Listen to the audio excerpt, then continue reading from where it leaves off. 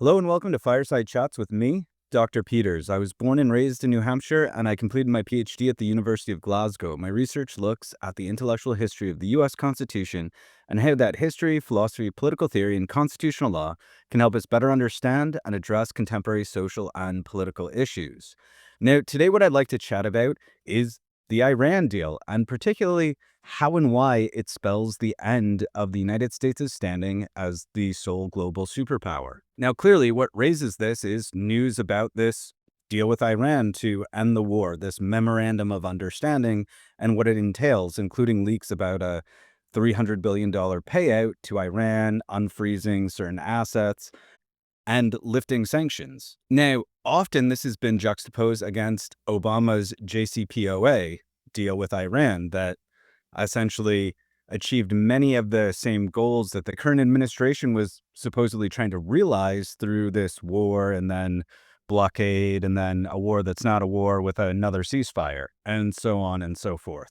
Now, much of the coverage is focusing on the differences between these two deals, how effective they are, and we'll discuss that as well. However, we're going to look at it at a slightly deeper level as to why one worked out better, particularly for the United States, than the other, and also how, in looking at this deal and how it's been realized, it illustrates that this is the end of the United States' standing as a global superpower. Now, to better understand the situation and these ideas, as always, we're going to look back to the founders, political theory, some historical context, and also tie together some of the ideas that we've looked at in some of the other chats. So to begin, we're going to review a little bit about the founders' ideas about geopolitics, international relations, and the like. As I've noted more than once, despite the rhetoric and our kind of general understanding, the founders, and particularly George Washington, was very pro-collective security.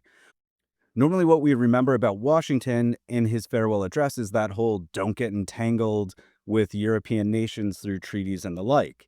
And that made sense at the time, and we've discussed that. However, in a broader sense, the US Constitution is a collective security agreement. And moreover, our country, the United States, was born out of a collective security agreement. This is the whole join or die that brought the colonies together, realizing that they could not stand up against their international opponents alone.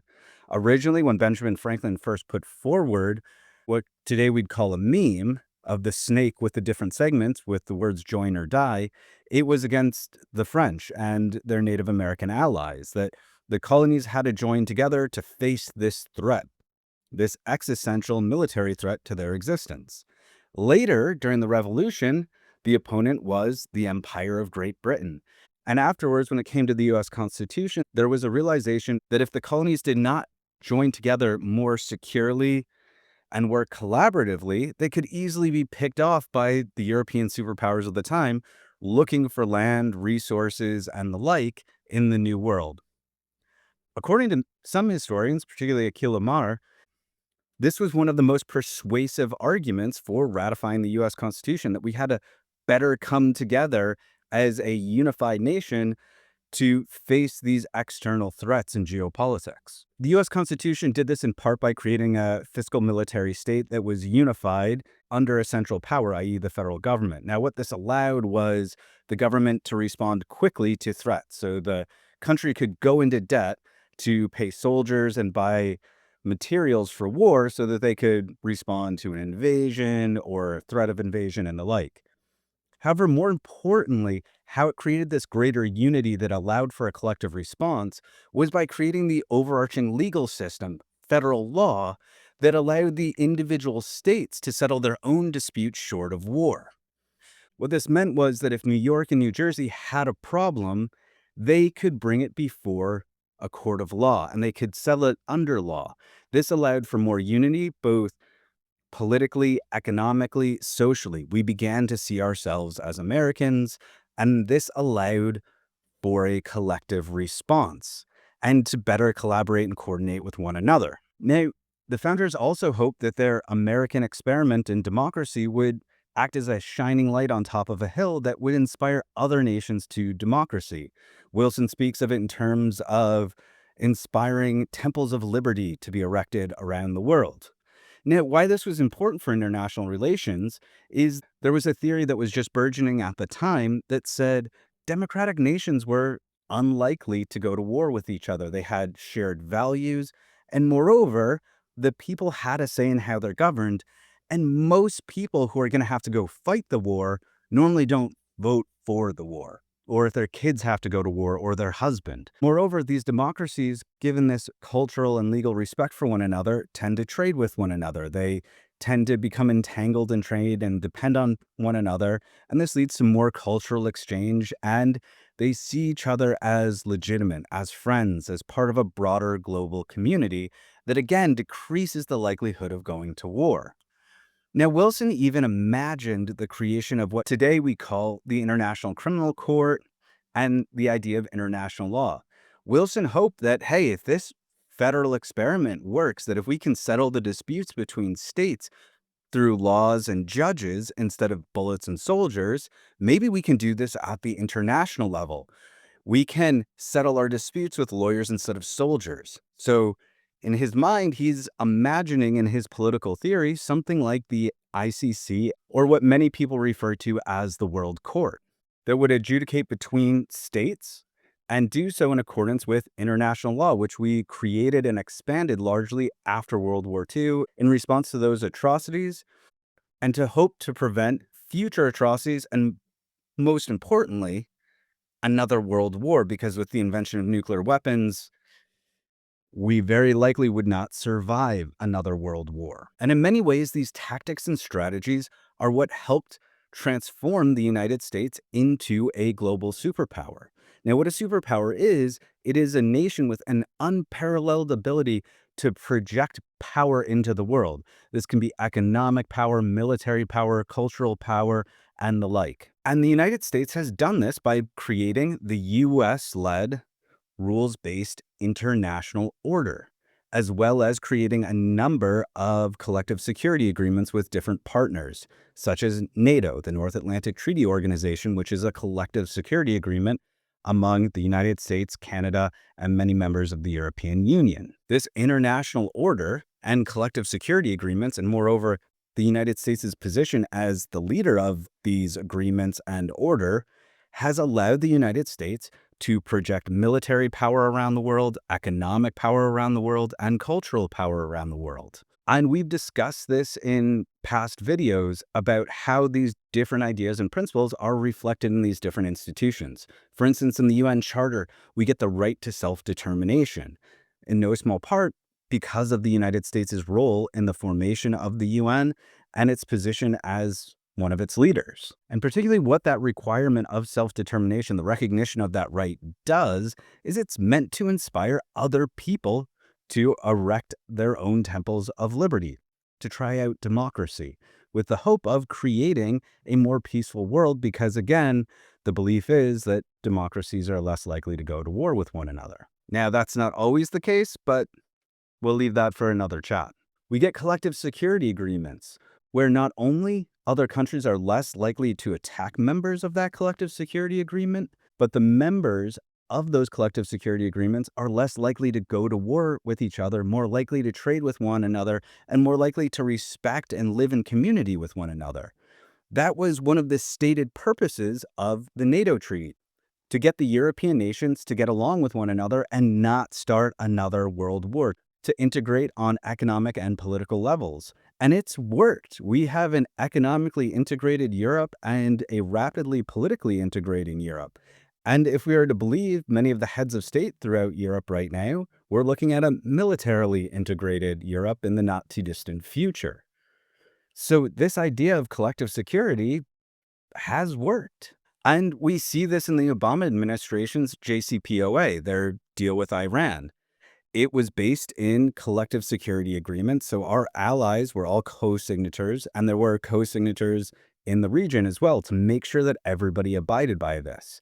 It was a treaty that was ratified and recognized and in accordance with the stipulations of international law. And the point of it was to allow Iran to become more economically integrated with the rest of the world, with the hope that Western powers, such as the United States, could more effectively project cultural power and potentially inspire a democracy in Iran that would then make them a more peaceful member of the global community. And while I know that explanation ignores the historical context of why Iran is in the situation that it is, why it has a totalitarian regime, spoiler alert, it's the US and Britain's intervention in their country for the sake of oil.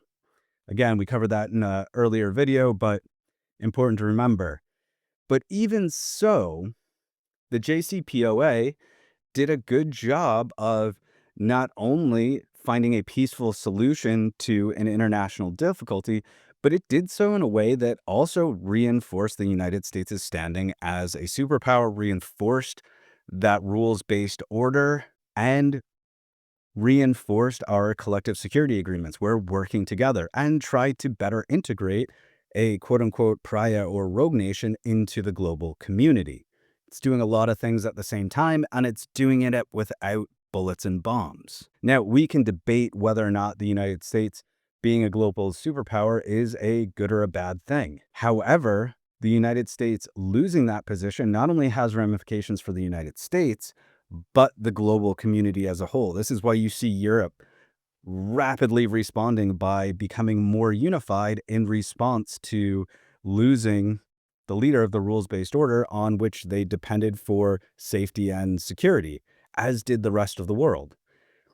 And also, don't fall into the trap of thinking that safety and security that Europeans benefited from did not also benefit the United States. We imposed this global order for a reason, and we were the ones who got a large hand in writing the rules.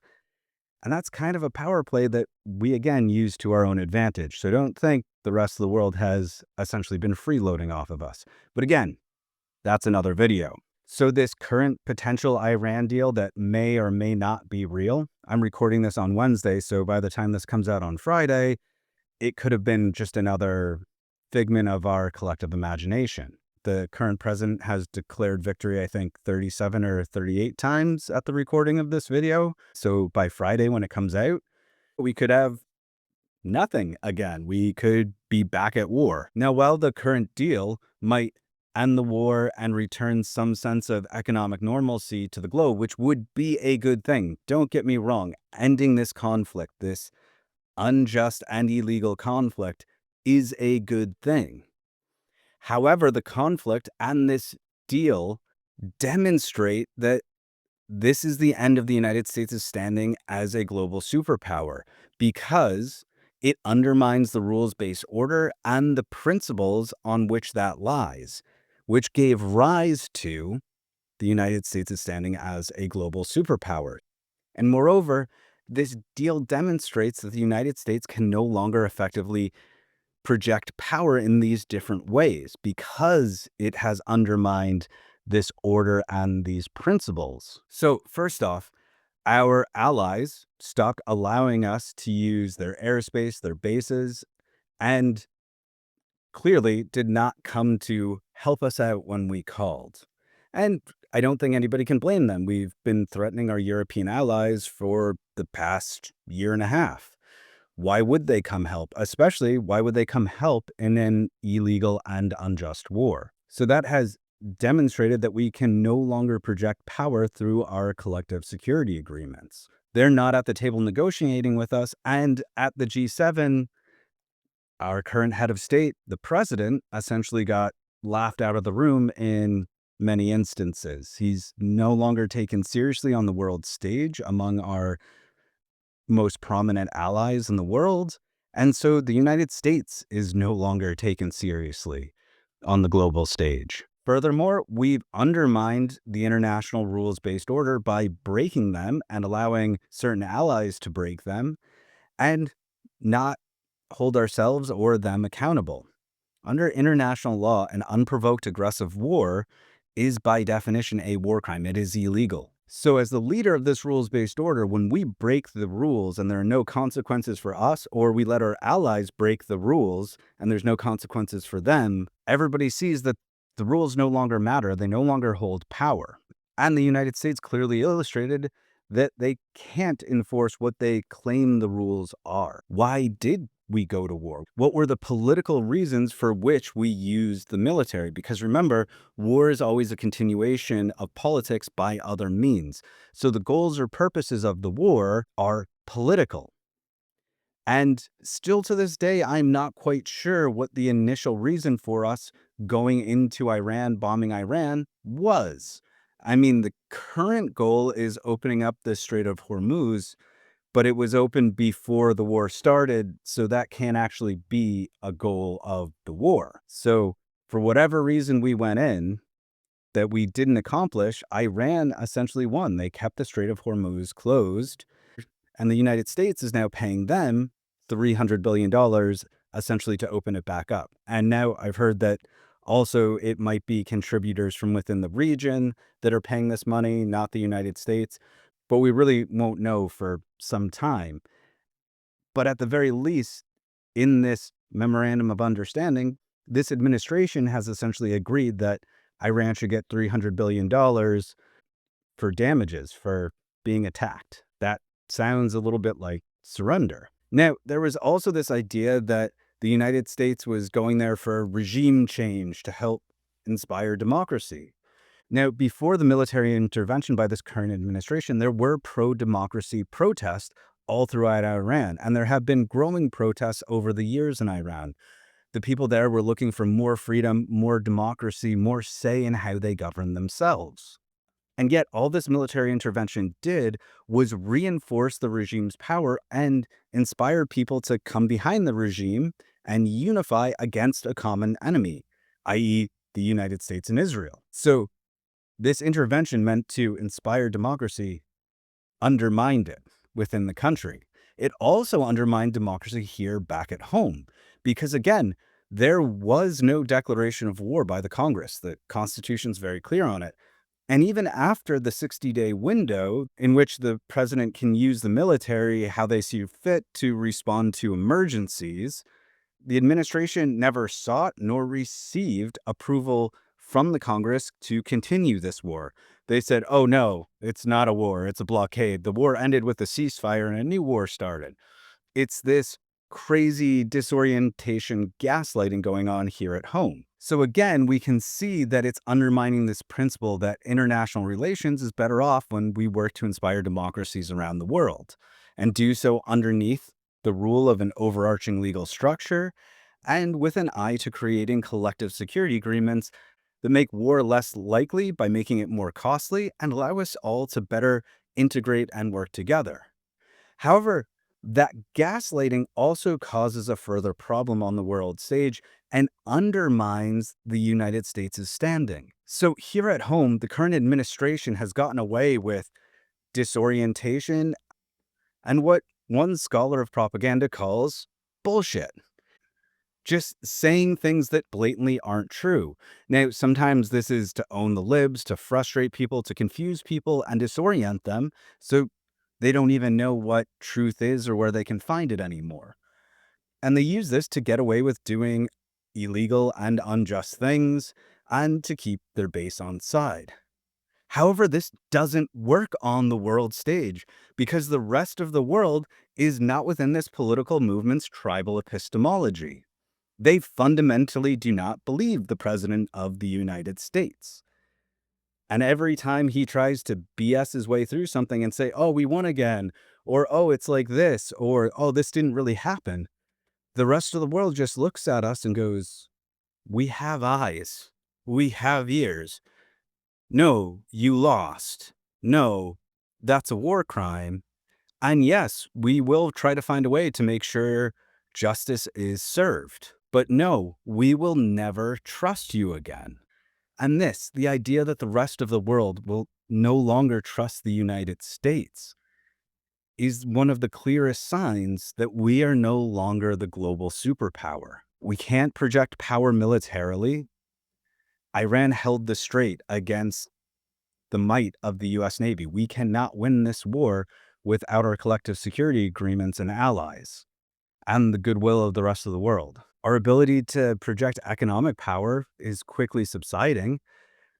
By closing the strait, Iran made the rest of the world feel the economic pain of the US intervention And the United States was relatively powerless to address it, whether it be in allied nations or other nations around the world, or even at home. Our gas prices are through the roof. By closing the strait, Iran is demonstrating that they potentially have the ability to project economic power more effectively than the United States, as well as militarily by holding the strait, despite the over 10,000 sorties flown by the United States military. And culturally, the rest of the world is very quickly beginning to see us as the bad guys in juxtaposition to the Iranian regime. So if the United States can be made to look like the bad guy in opposition to an authoritarian, totalitarian theocracy, then our ability to project social and cultural power in the world has significantly diminished. And moreover, the United States, or at least US allies in the region,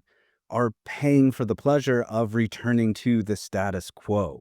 That is a clear sign that the United States lost, that the US's ability to project power in all these different levels is clearly over. And we can discuss moving forward whether this is a good or a bad thing. And I would argue it could be a good or a bad thing, depending on how we and the rest of the world respond to it.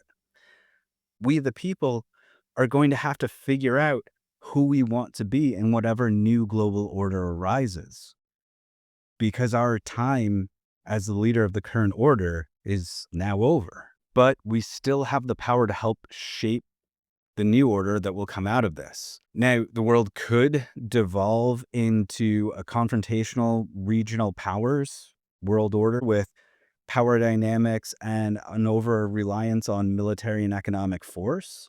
Or we could, as I said, get the Prime Minister of Canada's more egalitarian world order.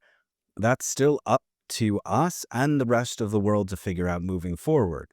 So, one of the ways we can respond is to actively think about and advocate for a world order that we want to be part of and decide what kind of a member do we want to be.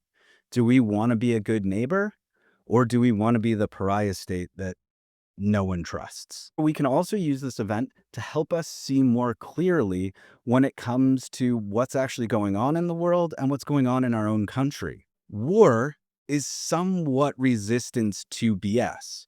Yes, there is deceit, misinformation, and deception in war. These are tactics. However, the reality of winning and losing is hard to BS. It's hard to say, oh, I won, as the current president is doing, and Iran just stands there and goes, yeah, try sending a boat through. Nobody wants to send their tankers through. It's quite clear what the reality on the ground is. Now, we also see this in the United States in courts of law, where there are rules around evidence and consequences for lying. We see very different rhetoric out of this administration when it's in a court of law under oath versus just things that look official, where they can claim whatever they want. So if you're looking for the truth of a situation, look very closely to see if the person is under oath or not. Look to see when the Secretary of Defense is under oath, what he says about these things versus what he says in a news conference. And that'll start to give you an idea of how the United States actually prosecuted this military intervention and what the potential consequences might be when it comes to international law, war crimes, and crimes against humanity. And we can use this understanding to respond in terms of who we vote for in the primaries and midterms, who we support, and how we start to understand ourselves on the global stage as a member of this global community and start to imagine what that could and potentially should look like. So while things are rough here at home, don't forget when you're looking at candidates and thinking about what you want America and Americanness to look like, to also look at the candidate stances on what role the United States will play in the international order. And we will play a role one way or the other. Whether we like it or not, we are part of a global community and will play a role in it. And part of that duty of advanced citizenship that democracy requires is that we think about and reflect upon who we want to be as a people on the world stage and act accordingly. And one way we can demonstrate to the world what kind of a member of the global community we want to be after this current administration is by holding them accountable for breaking those rules in law, both international law, US law, and US constitutional law. We have ratified treaties in the UN Charter which says that a war of choice is by definition an illegal war. So it is very important for you to decide, what do you want America and Americanness to stand for, not only here at home, but also on the global stage? What kind of a neighbor do we want to be? Do we want to be the good guys again? Or are we willing to look like the bad guys, even when compared to a totalitarian, authoritarian theocracy? That's pretty low. So our job is to figure out how we fix that.